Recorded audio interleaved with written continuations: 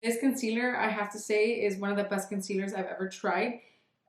I'll talk to you guys about it. Hey guys, so on today's video, we're going to be reviewing the Revlon Photoready Candid Line, like the whole line. I have the foundation, I have the concealer, and the powder.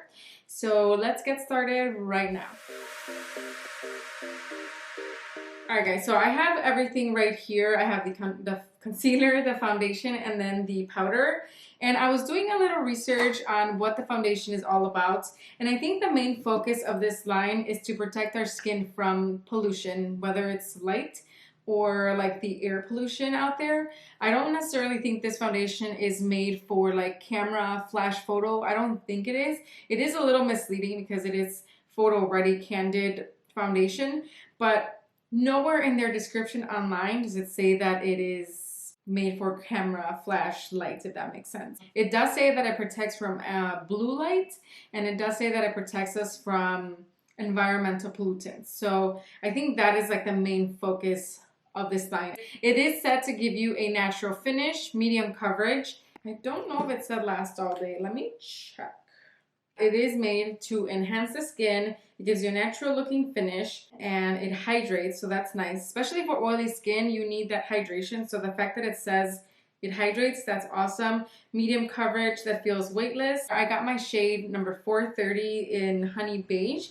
Hopefully this matches me well. I was going back and forth with several shades and I think this is the best one. For the concealer, I got the shade 55 Chestnuts. This is not a first impressions on the concealer. I've been using it daily because usually when I don't put foundation on, I just literally just put concealer under my eyes, set it. This concealer, I have to say, is one of the best concealers I've ever tried.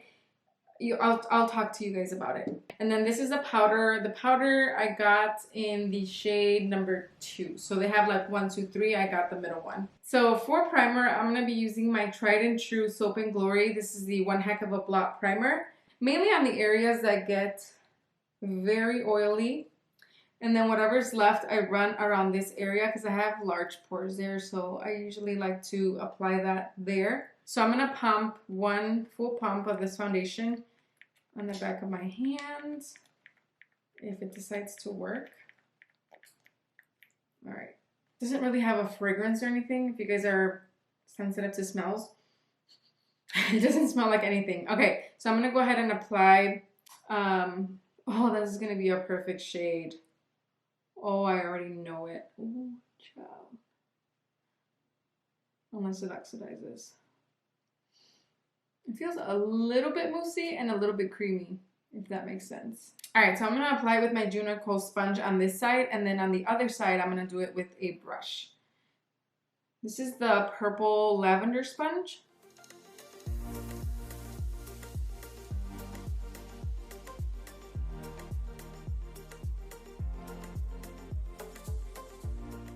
This shade might be a little too dark. I am a little darker during the summer. So if you guys do follow me for shade matching, this is most likely my summer shade. I probably won't be using this during the winter. I think this is fine as far as it doesn't oxidize. I think we'll be okay. So far, I'm loving how it's blending out with the sponge. Like I said, you guys, if you guys can check out Juno & Co., their website, their sponges are amazing. I know some of you guys messaged me telling me that you guys did place an order of their sponges. I know their purple one is sold out. Hopefully by the time I upload this video, they restock. But the next best thing to this one is their pink one and their lemon drop one, their yellow one. They're both so like squishy. Their blue one is nice if you want like the most maximum coverage ever. The blue one is a lot firmer. I'm going to do the other side with a brush. And what brush am I going to use? All right, for the brush, I'm going to use the Real Techniques number 200. This is the Expert Face Brush. And I'm just going to apply whatever I have left on this side. All right, I think at this time I'm liking how the foundation applies better with the sponge. At least the Juno & Co. sponge. I feel like it actually gave me more coverage. And with the brush, it's not leaving any brush strokes, but I feel like I'm going to have to use more foundation to get it to what this side looks like. I guess this shade's not completely bad, But if you guys don't like pink undertones, you might not like this shade because it does have a slight pink undertone, but I'm hoping that once we set it with the powder, it'll be okay. All right, so that's one layer of the foundation. I honestly like it better with a sponge. I've never really tried this concealer with the foundation. I've just been trying it on its own. And like I said, I really like it on its own because it wears so beautifully. It doesn't really crease as much on my fine lines and wrinkles under my eyes. So I've really been enjoying it. And so I'm really curious to see how it works along with the foundation. Sometimes I don't do a lot of like complete line reviews because sometimes I feel like even though they're in the same line, sometimes they don't work well together. So we shall see how this like wears. Blending out nicely though.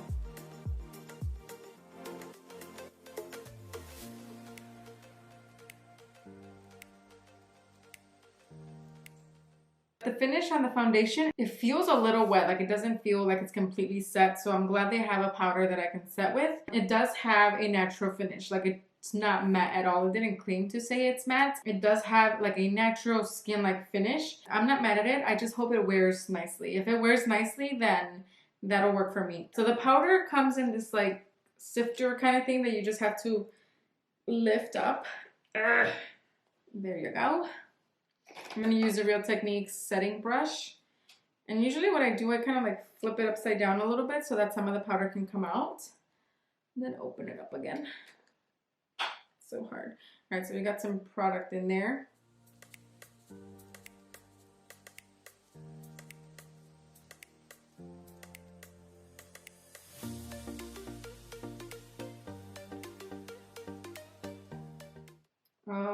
So the powder actually made my under eyes a little darker. It's almost now the same shade as the rest of my face.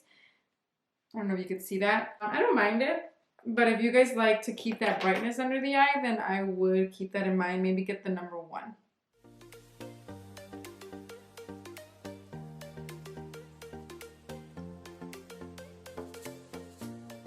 Doing a good job of setting it, and I feel like it's diffusing some of the pores that I see.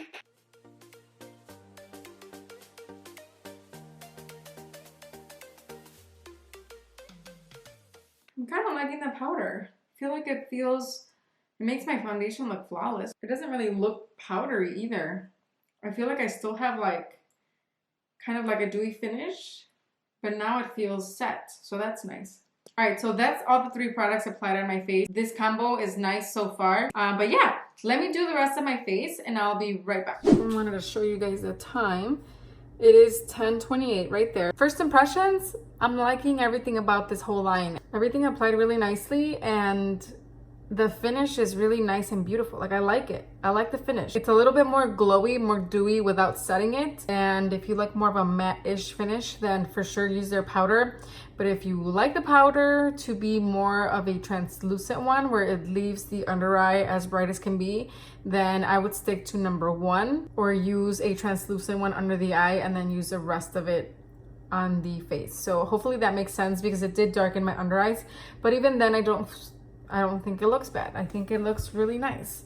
I'll check in about 3 to 4 hours to let you guys know how it's looking, but so far, so good. It is 2:30, and so it's been about 4 hours since I first applied the foundation, and I'm liking it. I'm not liking the shade. I mean, it doesn't look bad on camera. I'm looking in the viewfinder, and it looks okay, but it's a little pinky in real life, but I guess it's not that noticeable. It's just maybe in my head. I do have some shininess around my nose, which is normal for foundation to get a little greasy around my nose. That's how the foundation looks.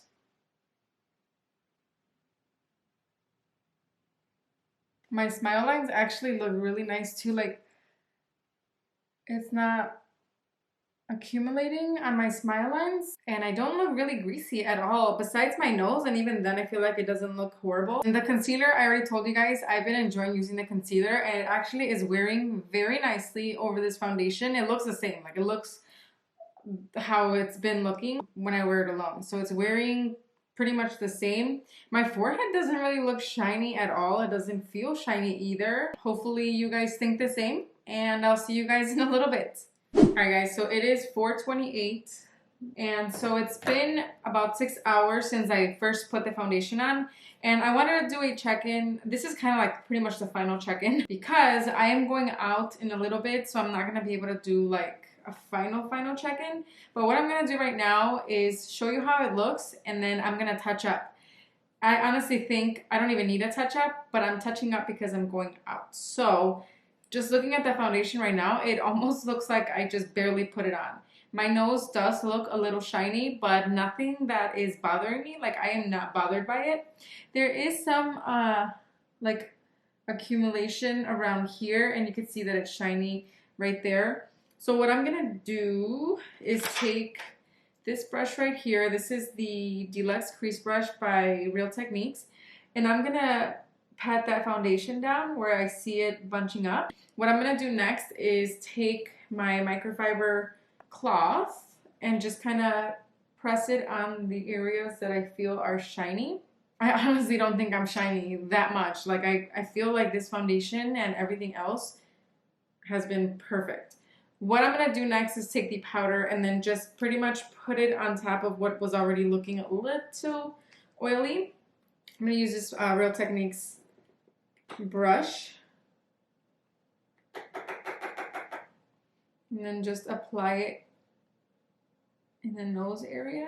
I don't even know where else to put it. I feel like everything looks good. You guys, I think this trio is awesome. I mean, at 6 hours, I've had other foundations that I like look more oily. So this one has worked out really well.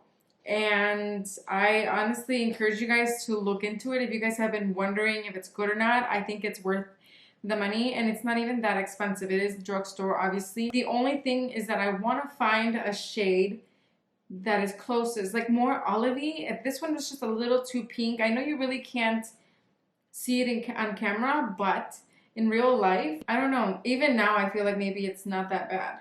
I don't know what's wrong with me, but maybe this shade is fine for the summer, but I think for the winter, I'm definitely gonna need, most definitely gonna need a better shade. I must say that my favorite one out of the three is this one because it's something that I use every day. Concealer, I don't use foundation every day, but I do try to put concealer under my eyes to look more wide awake. I do have a video that teaches that technique, so I'm gonna link it up above and in the description box below so that you guys can see what I do pretty much on a daily basis when I'm not wearing foundation. I think these 3 items were a win in my book. Other than that, I will see you guys in my next video. Bye.